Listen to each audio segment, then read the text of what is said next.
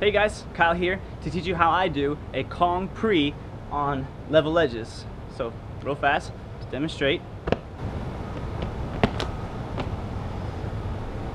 Depending on how high the ledges are and how far they are apart, that'll determine how you need to adjust your intro into your Kong before you start going to your precision. So make sure you're comfortable with Kongs, make sure you can do them on different heights, make sure you know how to pull yourself in farther distances. Really understanding that is going to play a huge part in this. Otherwise, this is going to be a lot harder than you might think. So if you have a spot where you do Kongs a lot, and even if you don't have a precision landing space, find like lines or draw lines with chalk. Find a way to start challenging yourself and covering more distance, and then finding ledges that are higher so you can really get control over it.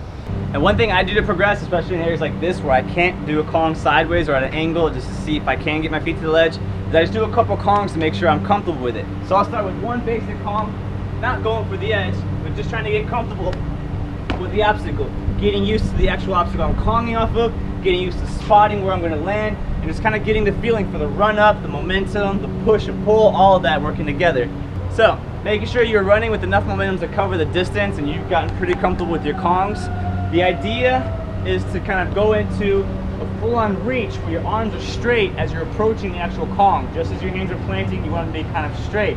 The straighter they are, the more power you can put into your push and your pull. Your hands kind of do like a reach and scoop, and then your knees do like a lift and pull forward, like a lift back and drive forward.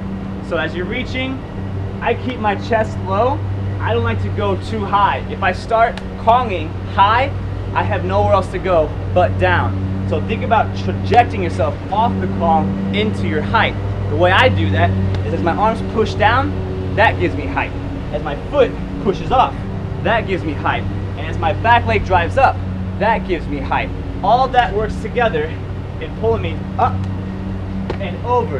And it really helps to think about picking your hips up, lifting your butt behind you, and you don't want to go into like a full-on angle handstand kind of Kong or anything like that, but you want to feel that momentum to where you have the control of when you're pulling your arms back as you're driving your knees forward. You want to bring your chest upright so you can start reaching your feet for that precision landing. If you pull late or you don't have enough power, when you go into the actual landing, you're going to go in legs straight, almost flat, and you're going to hit the wall and bounce straight back. And that's not what you want. So make sure that you have really great control over your technique and your form and your posture, and you're feeling that momentum. The more you drill the movement, the more comfortable it's going to feel. So really practice that Kong, getting closer and closer to that wall. And if you have to catch yourself on the wall, here's how I would do that.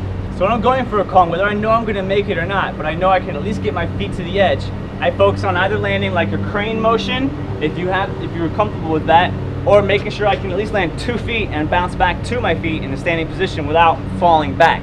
So here's how both of those look. That's the 2 feet bounce back.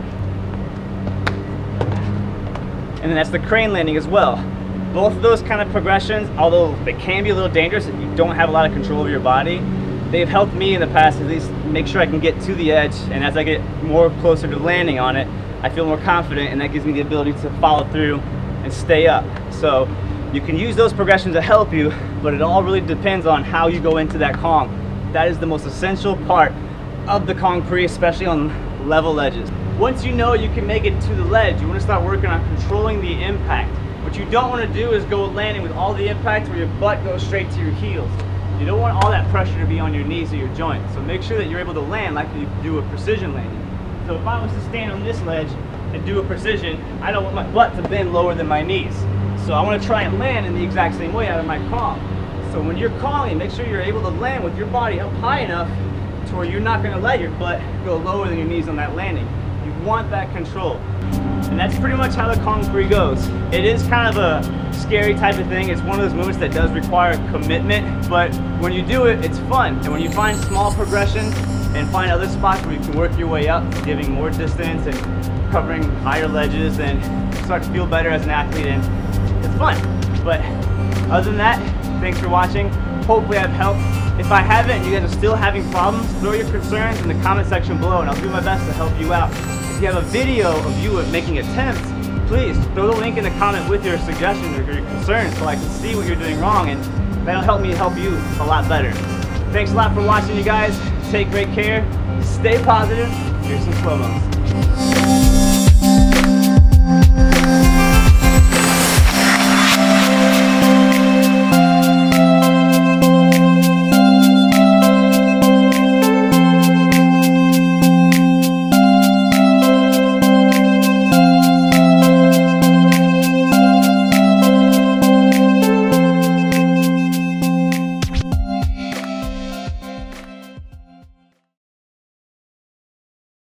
Body open all the way, but because it gives me something to follow with my momentum. My hand is what starts the momentum, and I want my hips to follow, and then my feet to follow my hips. So it goes hands, hips, feet.